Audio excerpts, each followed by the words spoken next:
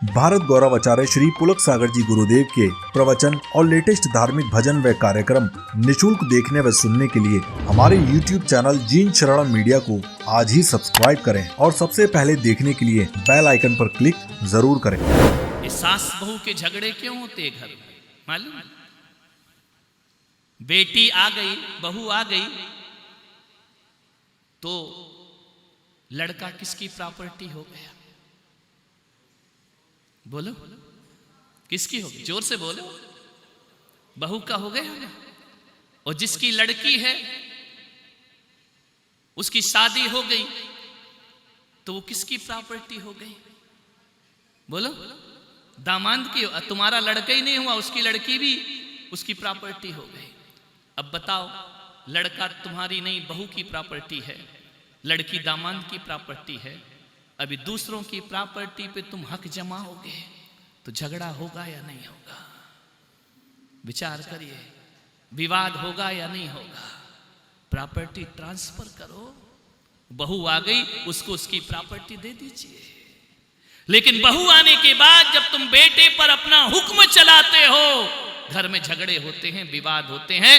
नहीं, वो जिसकी प्रॉपर्टी है उसके हवाले कर दी जाए। मान्य सोचना है तुम्हारा कहां है? प्रॉपर्टी ट्रांसफर करोगे या नहीं करोगे? नहीं करोगे तो बेटा अदालत तक, बहू अदालत तक ले जाएगी। मालूम है ससुर को क्या बोलते इंग्लिश में? मुझे ज्यादा अंग्रेजी नहीं आती है। और मां को क्या, सास को क्या बोलते हैं? दामाद को क्या बोलते हैं? सन इन लॉ। इन लॉ का मतलब क्या? ये तुम्हारा आत्मीय बेटा नहीं, कानूनी बेटा है। इन लॉ का क्या मतलब होता है? ये मेरी मां नहीं है, लेकिन सास क्या है? मेरी कानूनी मां है। कानूनी मां का मतलब क्या होता है? आत्मीय मां नहीं है। कौन सी मां है? Mother in law. ये कानून से मेरी मां है। और कानून क्या कहता है? कानून कब बनता है? कि कानून का अर्थ होता है इसका जो भी सामान है वो कानूनी किसका है? बोलो। बहू का है या तुम्हारा है? आत्मीयता होती तो अलग चीज थी। शादी के बाद आत्मीयता के रिश्ते नहीं रह जाते हैं, वह कानूनी रिश्ते बन जाते हैं। अब इस बाप की जो प्रॉपर्टी है, मेरे बाप की प्रॉपर्टी, फादर इन लॉ, बहू कहेगी कानूनी तुम मेरे बाप हो, लेकिन तुम मेरे बाप हो नहीं। वो कानून काय पे लगता है? कानून आत्मा पे नहीं लगता, कानून सामान पे लगता है। ध्यान रखना, कानून प्रॉपर्टी पे लगता है, कानून संपदा पर लगता है, आत्मा पे कानून नहीं लगता है। ध्यान रखना। हम कहेंगे क्या तुमको? हमारे भक्त इन लॉ, हमारे शिष्य इन लॉ। हमारे संबंध कानून के नहीं, हमारे संबंध आत्मा के संबंध है। ध्यान रखिए, आत्मा के संबंध में इन लॉ नहीं लगता है। ध्यान रखना, कोई कानून नहीं लगता है, कोई धाराएं नहीं लगती हैं, कोई वकीलो वकालत नहीं होती है। लेकिन आपके रिश्ते में तो इन लॉ लग जाता है। मानियो, इसीलिए तो बहू को उसका हक देना पड़ता है। देना पड़ता है या नहीं? मांगेगी वो तो हक से। मान्यवर, आपसे निवेदन, हैंड ओवर करो। समझ में आ रहा? जो जिसका है दे दो, टेंशन फ्री होके रहो आराम से। एक बात बताओ, रात को जब सोते हो तो ये सब दिमाग में रख के सोते हो या त्याग करके सोते हो? इसलिए नींद नहीं आएगी, करवट बदलोगे, डिप्रेशन होगा, तनाव होगा, शुगर बढ़ेगी, बीपी बढ़ेगा। ध्यान रखना। क्यों? ये अधिकार रखकर सोए हो। ध्यान रखना। सुकून की नींद, मैं जब लेटता हूं ना, मेरे पास एक बच्चा होता है, मैं लेटता हूं तो बस रखा सिर और नींद आ जाती है। तुमको कितने बजे आती है? सारी सारी रातें तेरी याद सताए। विचार करिए, करवट क्या करके सोए हो? अधिकार जमा कर, दुकान, फैक्ट्री, मकान, बेटा, बेटी, परिवार, रिश्ते, औपचारिकताएं, मान, अपमान नहीं, इनको छोड़ करके सो जाओ। लोग कहते हैं कि शुगर बढ़ रही, क्या इलाज? एक बात मालूम है, कुछ बीमारियां होती हैं जिनके बैक्टीरिया नहीं होते। बीपी का कोई बैक्टीरिया है क्या? एक दूसरे को लगता है क्या?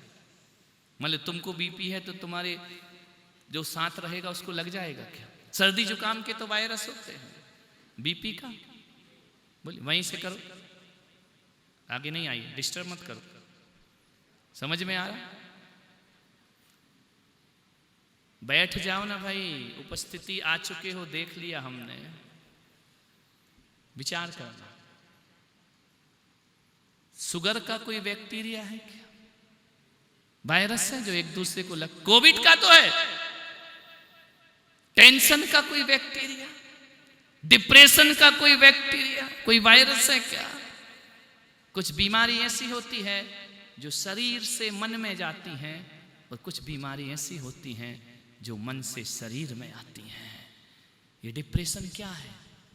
शरीर से मन में नहीं गई है, मन से किस में आती है? शरीर में आती है। ये ब्लड प्रेशर क्या है? मन से शरीर में आया है। ये शुगर क्या है? मन से शरीर में आई है। ध्यान रखना, विचार करना है आपको। ये किडनी फेल क्यों होती? कोई बैक्टीरिया थोड़ी है, ये स्वाभाविक है। ध्यान रखना, वह मन की बीमारी है। आप सोचिए, आपके जीवन में बाहर से भीतर जाने बीमारी ज्यादा है या भीतर से बाहर आने वाली बीमारी ज्यादा है? आपको विचार करना है। और जो बीमारियां बाहर से भीतर जाती हैं उनका इलाज मेडिकल करता है, और जो बीमारियां भीतर से बाहर आती हैं उनका इलाज भगवान की वाणी किया करती है, कल्याण किया करती है। ध्यान रखना, ये उत्तम त्याग, ये परिग्रह बाहर से भीतर जा रहा है, लेकिन उस पर जो अधिकार है वह भीतर से बाहर आ रहा है। ये तुम्हारी हजारों तरह की बीमारियों में कारण बन जाएगा। ध्यान रखना है, आपसे निवेदन है। हमारे यहां लिखा है ना कि रात को जब सो, त्यागूं आहार पानी, औषध विचार अवसर। समझ में आ रहा? ये सब छोड़ के सोया करो, संथारा हो जाएगा तुम्हारा। ध्यान रखना, बीमारियों से मुक्त हो जाओगे। उत्तम त्याग का मतलब जानते हो? एक गधा है ना, उसके ऊपर वजन रखा है, वजन बाहर से रखा है, चल रहा है, घिसट रहा है, वजन रखा है। आपने भी बहुत सारे वजन अपनी छाती पर, अपने पीठ पर रख रखे हैं। मैं पुलक सागर कहता हूं, गधे नहीं गणधर बनो, जीवन में उत्थान होगा, कल्याण होगा। ये संपदा, ये सब चीजें पीठ पे रख के गधों की तरह, गधा मजूरी, दिन भर की गधा मजूरी, गणधर बनो, सब बोझ उतार करके बाहर फेंक दीजिए। ध्यान रखना है। अंतिम बात, राजा श्रेणिक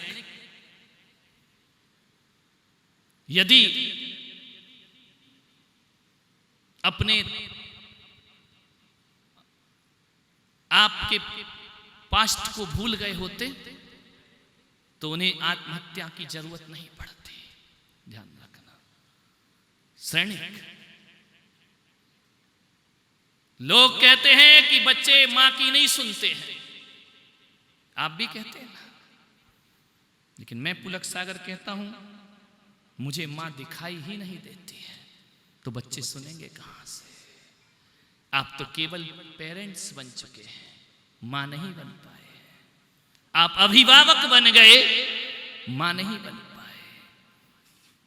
अरे एक बच्चा अपने गुरु की बात नहीं सुनेगा, एक बच्चा अपने पिता की बात नहीं सुनेगा, एक बच्चा अपने मित्रों की बात नहीं सुनेगा, लेकिन दुनिया का कोई बच्चा ऐसा नहीं है जो माँ की बात ना सुनता हो। ध्यान रखना, हर बच्चा माँ की बात जरूर सुनता है, लेकिन वो आवाज माँ की आवाज होना चाहिए, एक स्त्री की आवाज नहीं होना चाहिए। ध्यान रखना, माँ और स्त्री में बड़ा अंतर है, माँ और मदर में बहुत अंतर है।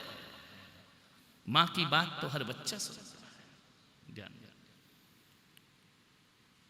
कैद खाने में बंद है महाराज सैनिक। अंत समय तो देखो सम्राट का, जीवन भर किसके साथ रहे वो?